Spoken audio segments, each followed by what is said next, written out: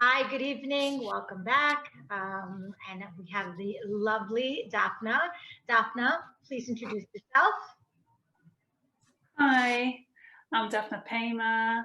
I live in Modi'in.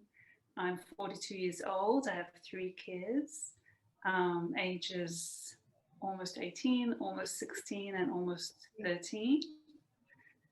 I work here as a physicist at Nova in Rehovot, and I love to dance in my free time, and that's pretty much it. Okay. Well, first of all, you're probably one of the most well-rounded women in terms of everyone.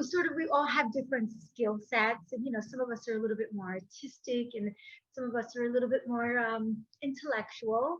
And you've got it's like not fair. You're just like the nicest person in the whole world because you're so crazy smart, and then you're so like beautifully artistically talented, and I just love that so much. I love the fact that you can do both of these things and one does not exclude the other, and you're like the example of it. So we're gonna Thanks so much. we'll get into your I want to get into your professional physics background and everything in a bit, but I thought you said that you had a question to ask me. You were asking me something. Yeah, I wanted to hear about is this a podcast or what? When did you start? Tell me about it. It's a podcast, and the idea obviously is that you could just play it in the background. I am doing it on the Zoom platform just because it's so much easier. Everyone has Zoom. I'm not doing like official like podcast platform. I could take the audio and obviously convert it to just a strictly podcast format, but I want the option to have people play it if they want to watch. Um, with Moshe, for example, he was sharing his photography, and I want people to be able to see that. And the idea started during this pandemic, this COVID-19, when we're all stuck behind doors. It was just really nice to be able to connect to people via Zoom, and friends and families from all over the world. And I just thought that this would be a great way to connect to people that I know and have them share their experiences with others, because we're all sort of feeling a little bit isolated and misery It's like cool. It adds a whole new dimension. Yeah. I really try to look for podcasts that were interesting and entertaining for this time, and none of them really have the option, or none that I know of have really something interactive that you can also view. So this is a refreshing idea. It's pretty cool. Yeah, so I figured this, could work both ways. So, how many interviews did you do so far? So far, you are my 5th interview, and so I'm going to be putting them out once a week. And I wanted to do a bunch of interviews first, so I had a backlog, and I hope to put them out every Tuesday. Why Tuesday? Cool. Amazing. It just works with my schedule. And I also, I also wanted to have real people. When we watch so many of these podcasts, they're like these celebrities or famous people we don't know. And I wanted it to be real friends and people that I know or acquaintances, and to showcase, all of our different talents, accomplishments, and just be like, oh, well, that's like a regular, I didn't know that person did that, or oh, how interesting, So that's the idea behind it. So I want to dive in, Daphna, to first of all, were you born in Israel or were you born abroad? You were born in Israel. Yeah, no, I was born in Israel in Tel Shomer Hospital. When I was nearly 2, we moved to Australia on Shlichut. My parents were both teachers there in Melbourne, Australia. And we spent 3.5 years there. And then we came back to Israel and kept on with our lives. But it's so interesting that you maintain such a strong connection to English. You have mother tongue English, and you spoke it for such a short period of time, at such a young age. So I think it's not confusing, but it like the fact that I was very young and I started speaking English at the age of 2, I picked up the accent because that's the time when you start talking and, Yeah. when you're very influenced by the surrounding. And when we returned, me and my sisters, we still had the accent and the vocabulary. But in the years after that, I lost a lot of my vocabulary because I wasn't using it as much.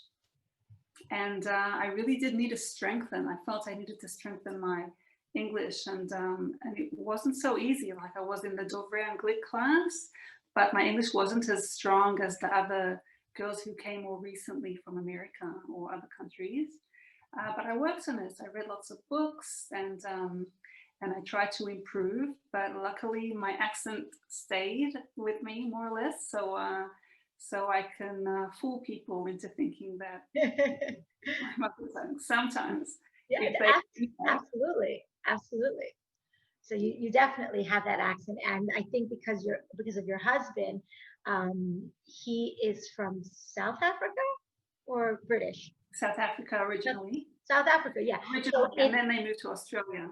So, but I feel that his accent is almost like a little bit more British. It's South African, and I think that your accents, you sort of picked up a little on that, and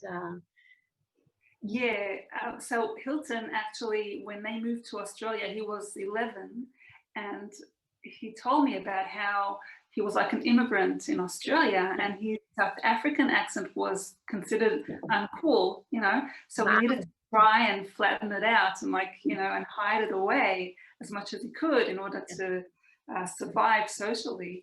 So his accent became much softer and less South African and more like oblivious, like generic, not nondescript, Yeah. Lots of people think it's British. Yeah. It's a very common thing among immigrants when you first go to a place and, to do that. When I did the same when I was almost 6 years old when we moved to the States, and I had a very heavy, accent, Spanish accent, and, the same thing, after a couple, you just sort of kind of, it just, you, for that same reason, you're this immigrant, you're this new person, and you want very much to acclimate, and so you tend to do that. So it's a natural. And English also improved since I got married to Hilton. So so our conversations also strengthened my English. Beautiful, great. Well, I'm gonna remember. I have a very good close friend of mine. We've been friends for like 30 years, and her father, at the time, he was the chairperson of Boston University's physics department, and I remember him asking me once, and he was like, "Why is it that there aren't more girls that are interested in the sciences, in physics?" And I'm like, "Dude, you're asking me? I like theater. I know that I like sci-fi and all those things, and I'm quasi smart and all of that, but I don't know." And I remember not having an answer for him. And I honestly said, I was like, "I don't know." And I'm like, "I don't know if it's because we were told for so long that that's not a place for us, and there weren't so many role models that we could look to at that time. I don't think I remember knowing any female physicists or any other scientists. I knew people, mathematicians, but they were few and far in between. And I knew Madame Curie, but she wasn't for real. She was someone that I read about. So, and in your experience, do you find that it differs a little bit here in Israel in terms of the percentage of women, versus men, or is that like a universal thing? I'll get to your question right in a minute. I just remember the scene from The Big Bang Theory where Sheldon and Leonard and the others are asked to convince young girls to learn physics or sciences. Yeah. Do you know this thing? It's like I remember it. I love that show. Like I love that show. Those are my nerd people. Like I'm just saying. So anyway, so he introduces women in science, and he talks about Madame Curie, and he says how she was such a great scientist, and in the end she died from her own discovery, and he doesn't see why any of you, it can't happen to any of you girls as well. So. Oh, now I remember. I love Sheldon. I love that. Oh, it's beautiful. To answer your question, in Israel, are there more like opportunities for women? Probably in a way, yes, because I think because of the historical communist vibe that was here in Israel in the early years of the foundation, I think the gender was sometimes less emphasized and rights were more equal. Women were expected to work alongside men. You can see that from the very beginning, from the chalutzim, from the people who worked the land. Yeah. I think in those communities, they had a communist kind of appeal, and women were working physically just as much as men. Yeah. And many of them discovered their strong powers and abilities. And even in politics, you could see Golda Meir was the first female president of Israel. And she was a role model for a powerful female. And the fact that she was elected democratically, I think, shows that there were more opportunities for women in Israel. I think also compared to other countries, other modern Western countries who didn't yet have a strong female. In science, I don't know if that was as equal, but today we know we have Ada Yonat. She's a great symbol of a wonderful female Nobel Prize winner here in Israel. Yeah. And yeah, maybe it's true that in Israel there are a few more options for women also in science. Yeah. I think it's. I think you brought home a very good point in that at the start of the country, because everyone had to participate. That it sort of leveled the playing fields between the male and female. Yeah.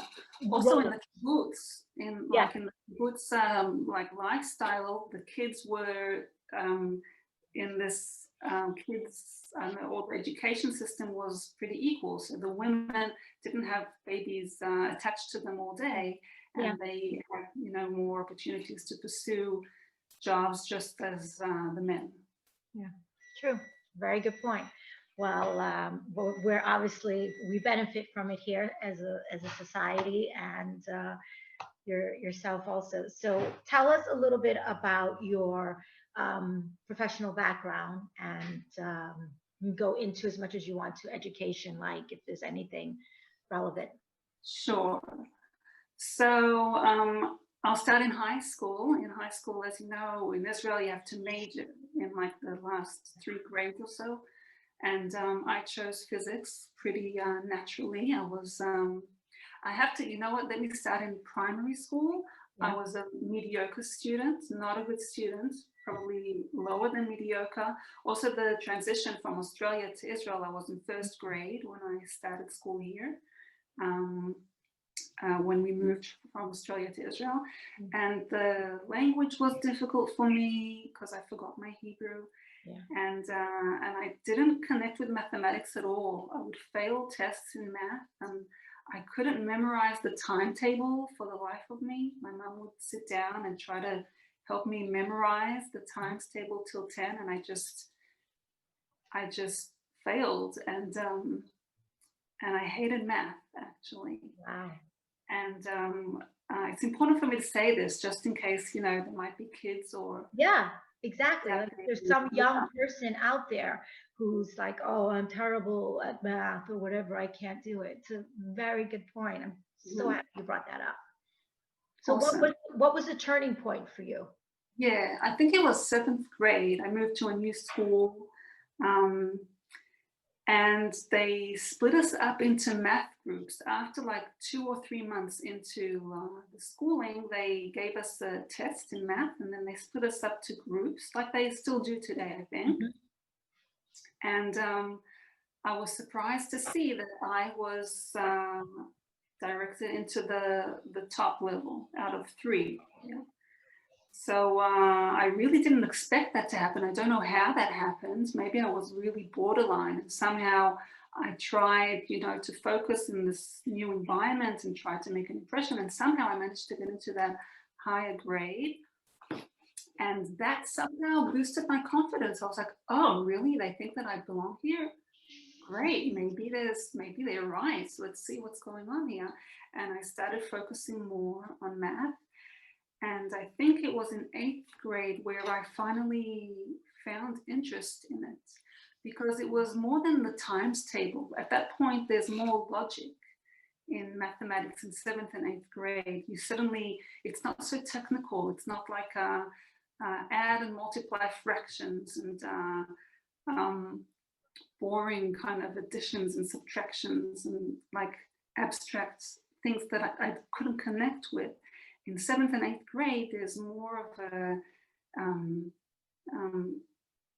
intellectual, like a challenge which is logical, not technical.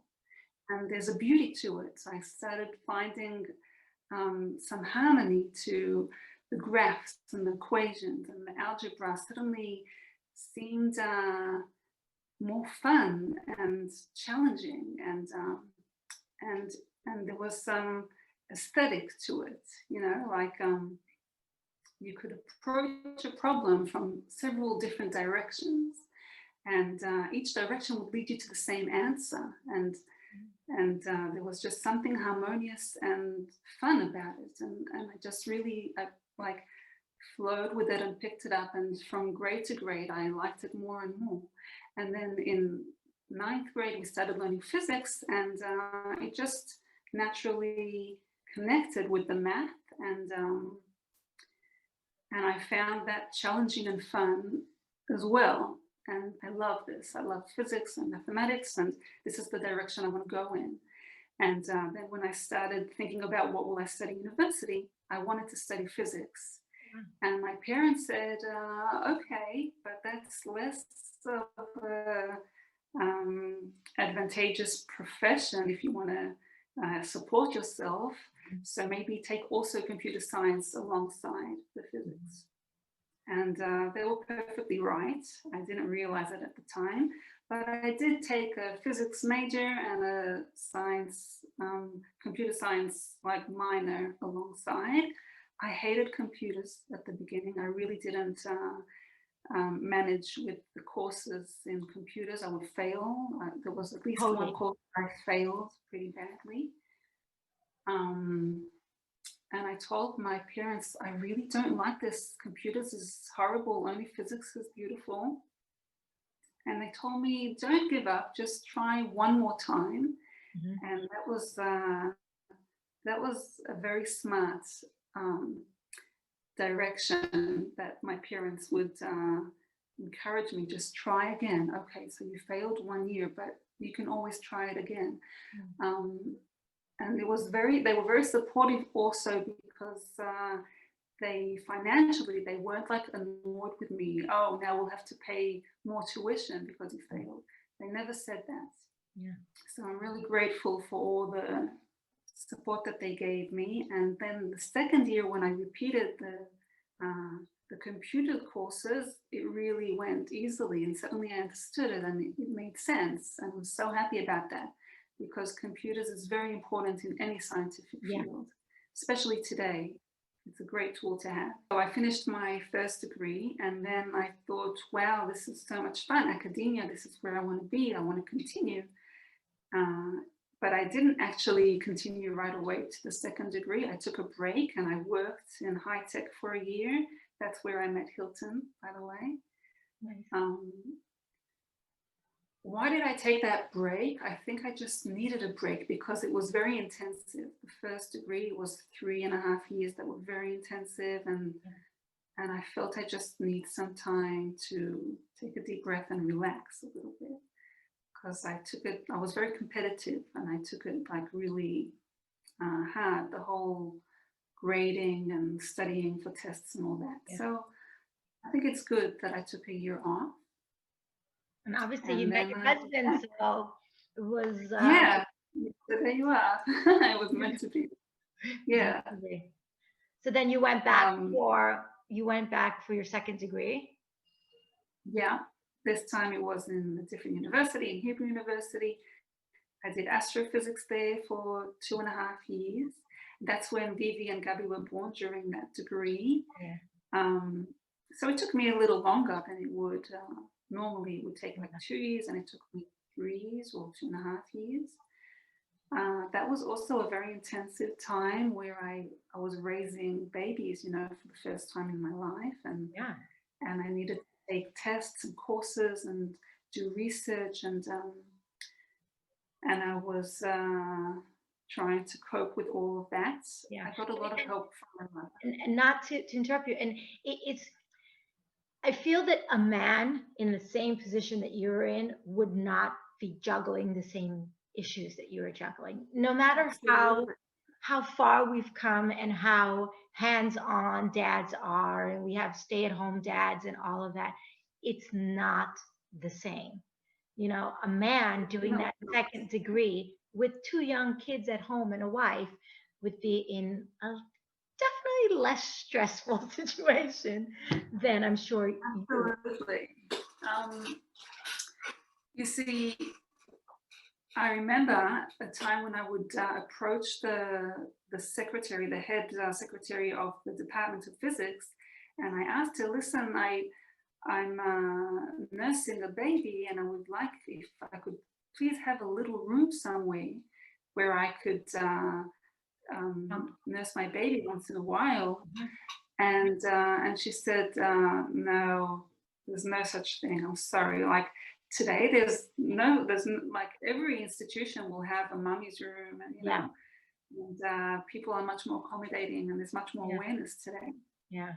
But at the time, there was like, I really asked nicely for a tiny little room, just one little corner, and they were like in this huge campus, and they said, no way. It's like, there's no way we can help you with that. Wow. But that's just a little example. Mm-hmm. On the other hand, if a man was studying physics, it's less likely, because really it's the payoff in this field is not very high. Like so there aren't many men who will take this as their main, pastime, like their main profession in academia. No, unless they intend to go outside of academia, like to study, to take it with the intention of, I don't know, building something, some sort of, I don't know, you would have to tell me. But until they did that, they would have to live off a very small salary of a scientist doing their degrees. You do get a small salary if you're teaching in university, but it's not much to support a whole family. So you would need your wife to also help support the family. So on the flip side, I had the advantage of having the benefit of studying something that I love while not making a lot of money, not supporting the family very much, and having a supportive husband who allowed for that. And also it does have a flexible timetable. You can juggle a little bit, like the course time and your research time can be done at night, and you can go out and pick up your kids from kindergarten, and it's actually in that way it's pretty comfortable for a young mother. Okay. Not that it was easy. Yeah, no, not at all, but that's good to hear. And then you taught for a bit after you received your second degree? During the second degree, I was teaching in university. Okay. Like they give you a scholarship, but at the same time you need to teach. You need to be a teacher's assistant. So I was a lab instructor, and then I moved on to my PhD.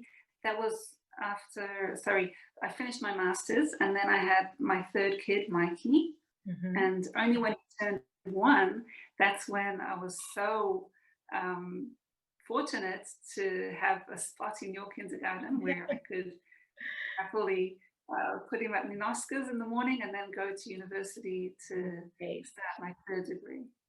I love that boy. The stories I could tell stories all night about him. Oh my gosh, he's just like so much energy and like so much life. But I'm so happy you had an opening just at the time when I was ready to go, and it was like for sure. It really was, and that's how we got to meet and get to know one another. Yeah, we're part of the same community. We would have seen each other, but it's a different level of, when you see each other, someone on a daily basis, and you care about the same little soul, so it's totally different. But no, those were great times. So then you finished your PhD, and then yes, and then right. So my dream was to continue in academia. When you're so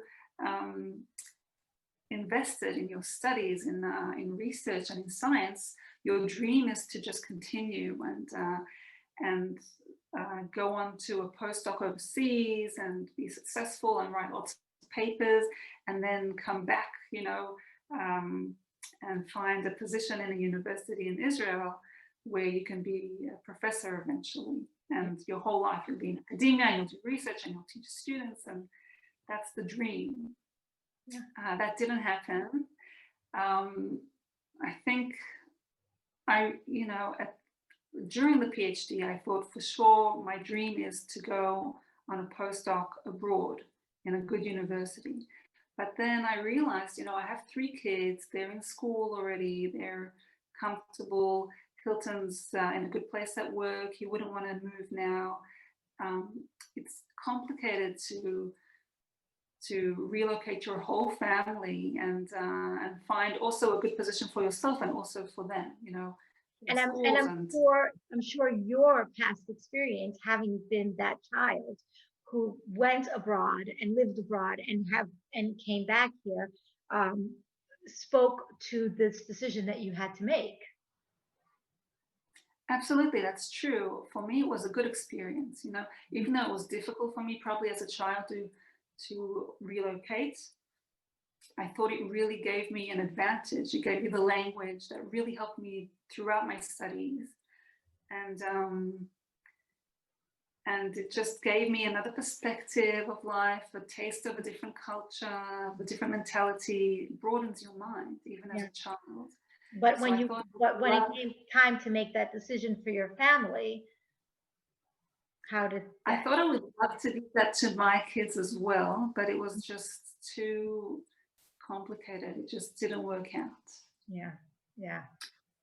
And in hindsight, I'm happy because at the time I thought, yes, I can do this. I have the ability. I can be on that level, which is a very competitive level where you need to really invest just as you can, so that when you come back after your postdoc, you'll be the best in the field and you'll be able to find a position. There are very few positions in physics or in science in general in universities. So I was completely willing and driven to go after that competitive sort of life and goal. But today I know that wouldn't suit me. It wouldn't be right for me. I'm not on that level. I don't think I could compete with all of the brilliant, very talented people here in Israel. And if I would try to and fail, that would really be upsetting. And if I would succeed, against all odds, it would be a daily struggle to convince myself and the world that I do deserve this position. I would feel the imposter throughout my life. So I'm happy that it didn't work out, actually. And that actually opened a whole world of opportunities, because if you're not going to continue in academia, you'll find that there are so many positions out there that are interesting in the industry that are either connected directly with physics or indirectly. And either way, they can be interesting and fulfilling. Very nice. So are you able to speak a little bit about what you're currently doing in terms of work? Yeah, sure. So well, I'll just say that I started out in the field of algo trading, which is data science that has to do with bonds and trading. I didn't Like feel comfortable in that field. Like, over my head. yeah, like No, I but didn't no, understand it. you're so wonderfully smart. I love this. You're like, yeah, I do blah blah blah blah blah. And I'm like, It's like, everyone has their different type of smart, and some people really connect to the field of economy, and yeah, it really makes sense to them. yeah. Um, I just couldn't connect to that. Mm. And then I found a different part-time job that was in the field of signal processing. What type of processing? Say it Never again. mind. Signal processing. Okay. Signals like audio signals, like Yeah. sound waves. Yeah. It was interesting. Like it had to do with physics and data science. It was interesting, but the work environment was not comfortable. My boss was not a nice person to work with. Mhm. And I tolerated that for a full year. And then I just couldn't bear it any longer. And I just had to look for a different solution, a different job. And that's also important for me to say. Today, I wouldn't have tolerated being in an environment that wasn't respectful and decent and just decently nice. At the time I was young and I didn't think I had many options. So I just, that was my job and I continued for the full year. But today I wouldn't recommend to anyone to stay in a job where they're not feeling comfortable on a personal level, like that they're not enjoying their work environments. If you feel like you're disrespected or feel uncomfortable going to work, then it's time to look for a different place. That's very good. There are other places out there. It's very good to hear. And you have, like you said, you've gained the experience to be able to come to that realization. And it's good that you say it because sometimes a parent may say it to a child, but that's a different dynamics. It's good to have someone else who is saying that, successful, accomplished woman like yourself saying, if you're going into no matter how smart you are, you're smart, you're talented, you do not deserve to be treated a certain way, and always be respectful of how you're being treated in a workplace. So. Absolutely. Which is not to say that the first signs of discomfort that you have, you should leave. No, you should try and analyze. Work it out. You could try to definitely. You can try to set boundaries, establish your boundaries, and do all sorts of things to make it work. But if it doesn't, and after trying it ultimately, then it's a very good point. So that's where you were, then you left, and now. And now, luckily, I found this position at Nova, which is a metrology company. It manufactures machines that check the quality of chips, which are the memory and processors that we have in our phones and in our computers. Yeah. So these tiny little processors, we need to make sure that they do what they're supposed to do, so that we can all have technology working smoothly. And this is more on the side of your computer experience, or does this have to do with physics? Is it interconnected so that we understand? That's a very good question. It has a lot to do with physics and with computers. And at the end of the day, you can direct your work to the direction that you're more interested or more comfortable with. And it turns out that in the recent years, I'm more comfortable with programming and computers than with physics. Crazy. I'm kind of, Your parents were right. They were, absolutely. Absolutely. I think what happened is physics is more complicated, it's more difficult. And ever since I finished my PhD, my physics knowledge started, becoming more vague and less sharp, and I've been forgetting a lot of things, and getting back into it takes a lot of energy and effort, whereas computers is pretty easy and comfortable, and I just find myself you know, finding more work to do that's related to programming and to physics. Wow, very interesting. On a quick side note, when you were watching The Big Bang Theory, Yeah. did they get stuff right? Sure. I'm sure they know much more. But you know, was there Yeah, they have very good consultants. Yeah. But was there a point where you're like, yeah, come on, that doesn't make sense? No, it all makes sense. So much so that I already forgot a lot of the equations that they scribbled there, and I'm sure they, you know, their cast will correct them much better than I would. Wow. At this point. Wow, that's crazy. That's crazy. So, well, I am very happy to hear your path that you've taken. I think that you are a lovely role model, not just for young girls, for women, boys, anyone out there pursuing the sciences. And I liked what you said about the math initially, where you it didn't come to you at first and you thought, oh, I'm not good at it, and then you know you kept going, and you said that you were surprised to find yourself being placed in the higher math group. What I found interesting here, to my experience, and I don't know if everyone else experiences that, is that they tend to push the children, rather than limit them, rather than saying, oh, you'll do great in this level, don't worry about that. They tend to try to give the kids that little bit of a nudge and Really? see if they're able to do that. I mean, I found that with my own children here. Every time they've said, why don't you try this, like one level up? And yeah, so that's awesome. I don't know. Yeah. You know, they say all you need is a teacher that believes in you. Yeah. It really makes a difference. Absolutely. Absolutely. Now, I want to ask you, before we go into, I want to talk to you about your dance experience, but real quickly, how do you think you have changed during this COVID, Corona situation?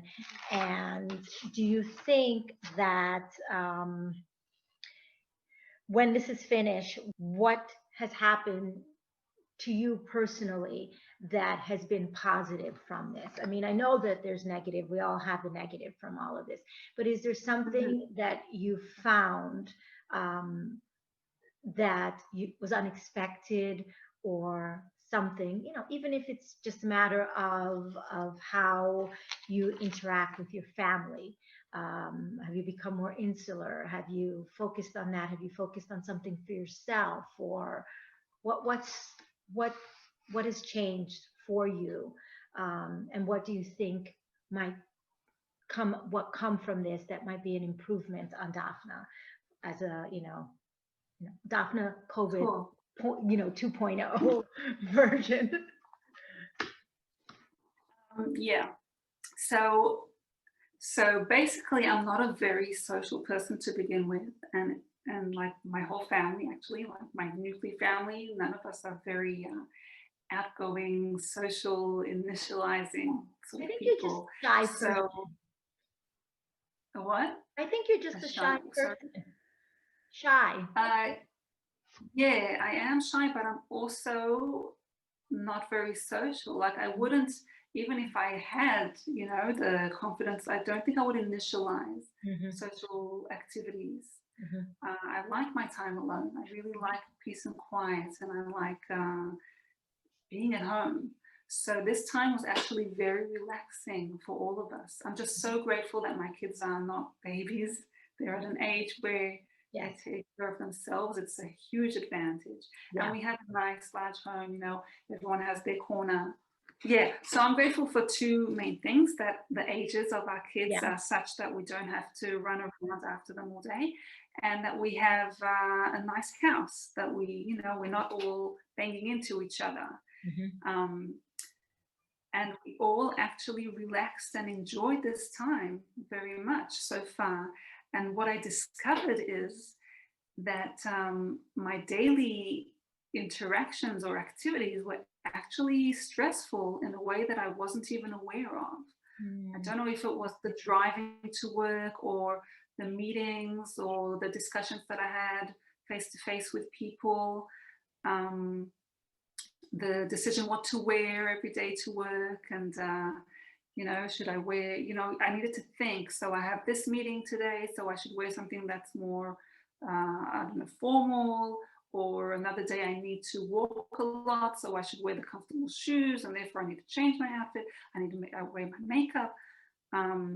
And not having to do that was actually much more relaxing than I expected. I was very surprised to learn about myself, how much the simple daily activities take energy from me. Wow. So that's one thing I was surprised at, you know, that, oh, it really is, you know, you probably put too much thought into that. And lately we had this time at my office where they split us into capsules, and then we're supposed to go about 2 or 3 days a week, not fully. And that was a very nice balance. And that taught me that maybe I should invest less in these daily things that take energy from me. So I decided to think less about what I'm going to wear, you know. Also, I have to admit that I'm meeting less people at work now with the capsule. It's not like I'm meeting the whole company every day. I'm meeting just a few people. So maybe I don't impress them with my, you know, clothing choices, but who cares? It doesn't have such a great impact like it used to when we all went to work every day. So I'm trying to make myself put less energy into that. I wear less makeup now that I go to work. I see that it's okay to wear less makeup, you know. Nothing will happen, and that's more relaxing, you know. It's 5 minutes less of my morning routine, and you know, that's great. So yeah, so I think on the one hand I discovered that I do stress over my social interactions, and on the other hand I do need it, because if it's a long shutdown period and I'm at home for a long time, I thought that I would never be the type to get depressed from not meeting people, but I figured out that I am. I'm just like any other human. I do get down and claustrophobic when I don't have enough interactions with people and with the outer world. So after a long period of lockdown, I start feeling, you know, that I need to try and reach out to people. I need to try and go outside for sports activities or whatever more often. So that's another thing I discovered about myself. Wow, very interesting. I just made a note here when you were talking about your clothing. Several years ago, I read an article about a CFO or CEO, sorry, of a company in the States, in New York. And what she did was she went out and bought something like 18 of the same exact white shirt, blouse, and suit, jacket, and pants. And she said, a man has his blue suit, his gray suit, his blue suit, his gray suit, blue suit, his gray suit, and like a button-down shirt. He doesn't think a lot in the morning about what he's going to wear and how he's going to dress. He has the shoes, the belt, the suit, the shirt. And she said she realized that she was spending so much of her time worrying about what she was going to wear, and exactly that when she was speaking to people, in front of people, how she was going to present herself.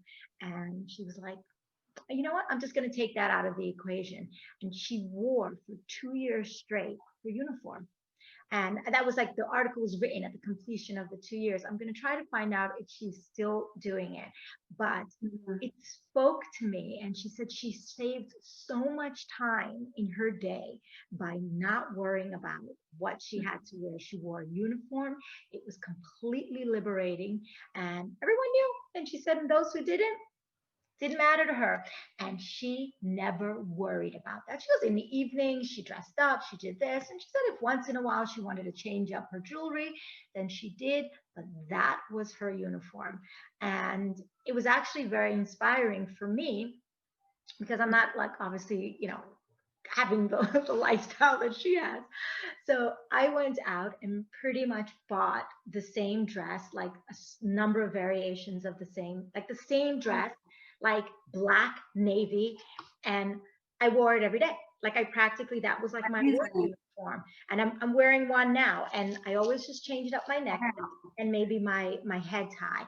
But Uh-huh. every day, it was a basic black dress. And my accessories Yeah, is what I worked on: my shoes, my pocketbook, my headscarf, and jewelry. That was like what I got to play with. really?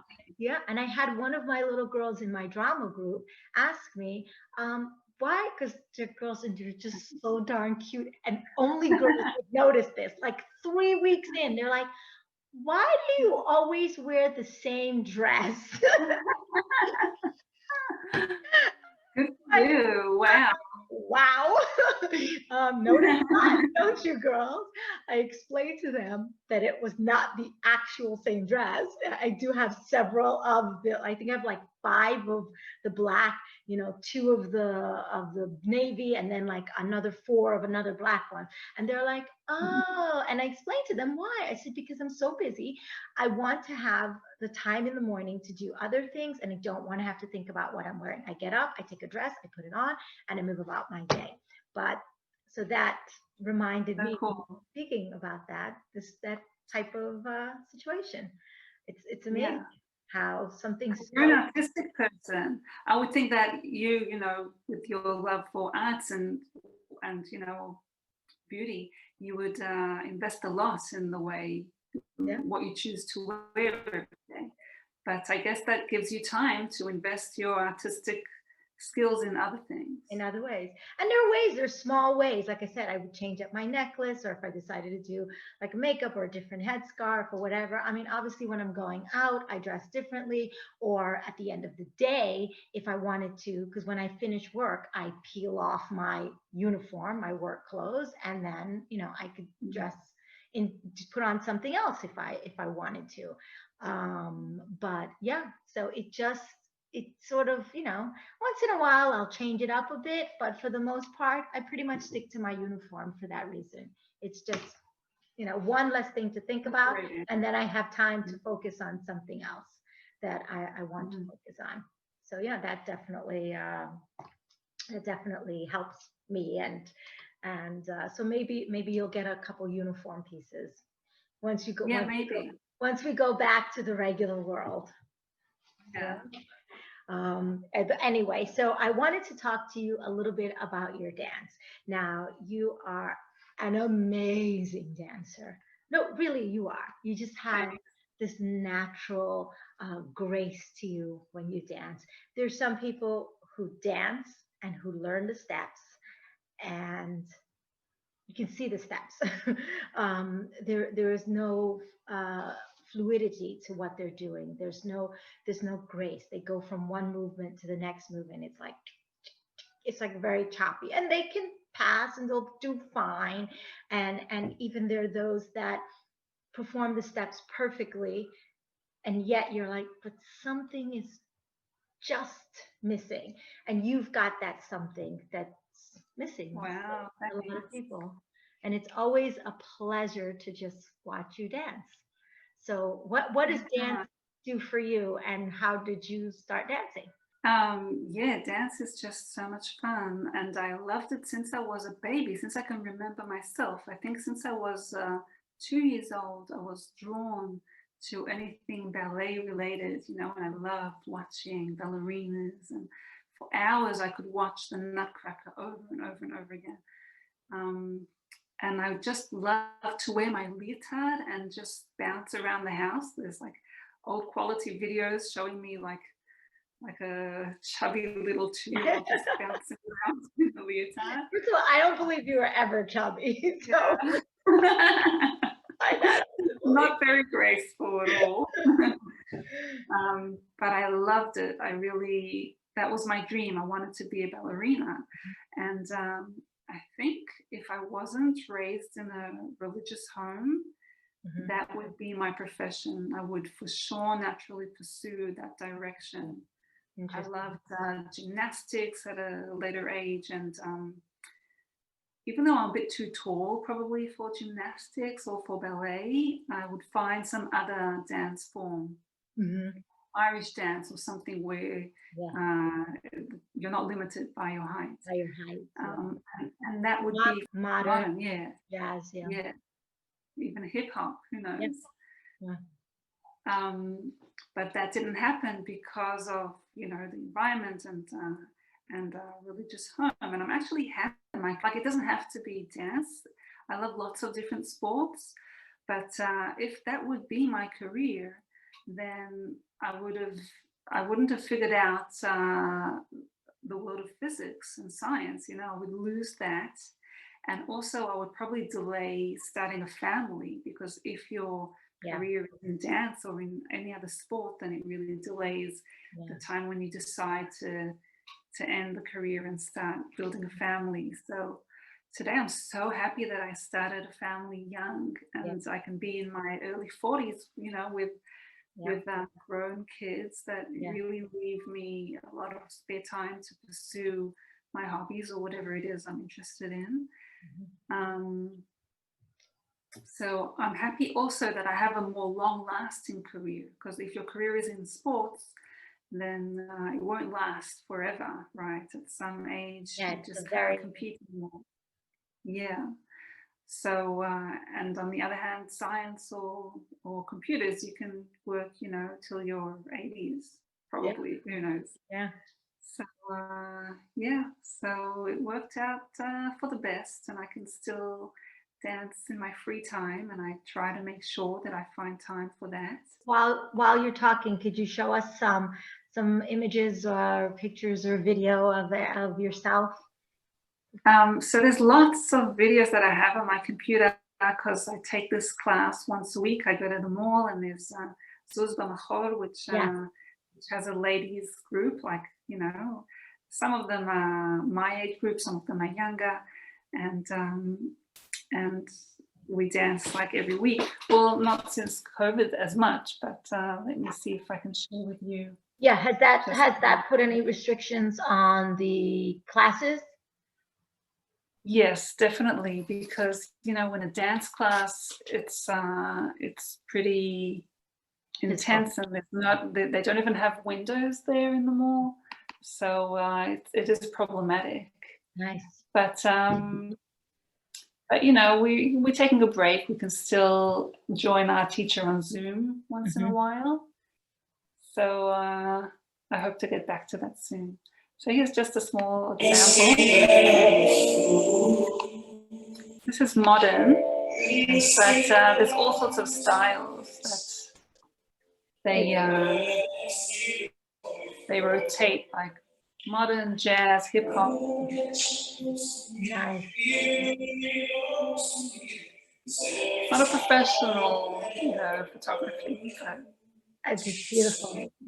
It's just enough for us. Just to get enough.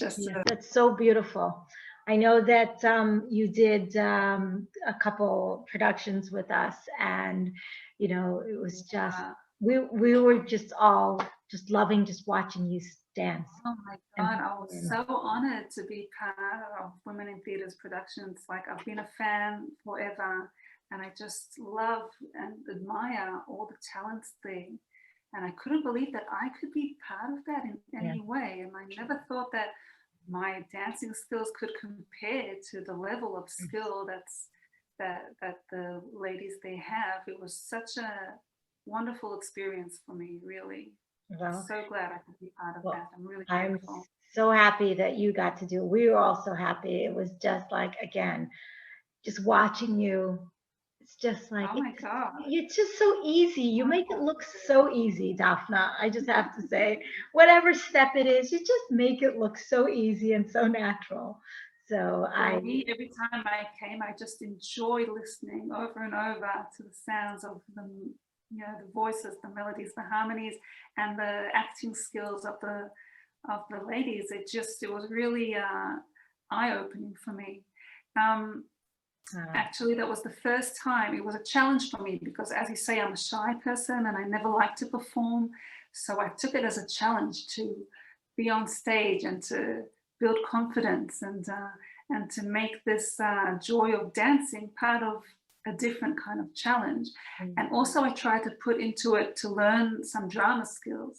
Nice. That I was inspired by you and the ladies and the production, everything. I tried to act it out a little bit as well, not just do the dance moves, but try to get into the character of the person, whether it's a chassid or a Russian man. Very nice.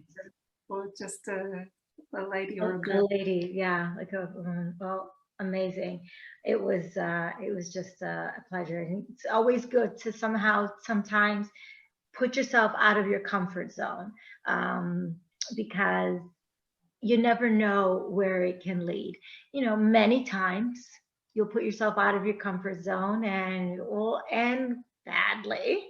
I'm not saying it's going to be perfect, but when you do put yourself out of your comfort zone to try something that you have an inkling for, or you think you might like, the rewards that can come from it when you achieve, that, goal, and you have success at it, it's just, just doesn't compare. It's something special. So it's also like a podcast that you're doing. That's something new and different that that you took upon yourself.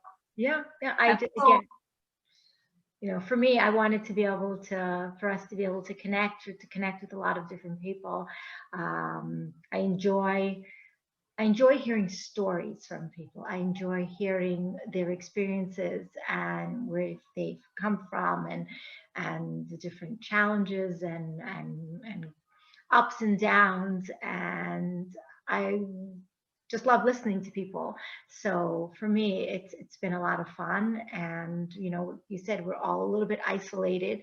I said, and you realize that you do need that connection. You do need to hear that voice. You do need to hear someone talk about something that's other than what you have in your four walls. And I hope that this podcast will do that for some people. I know it's doing it for me. I'm loving it.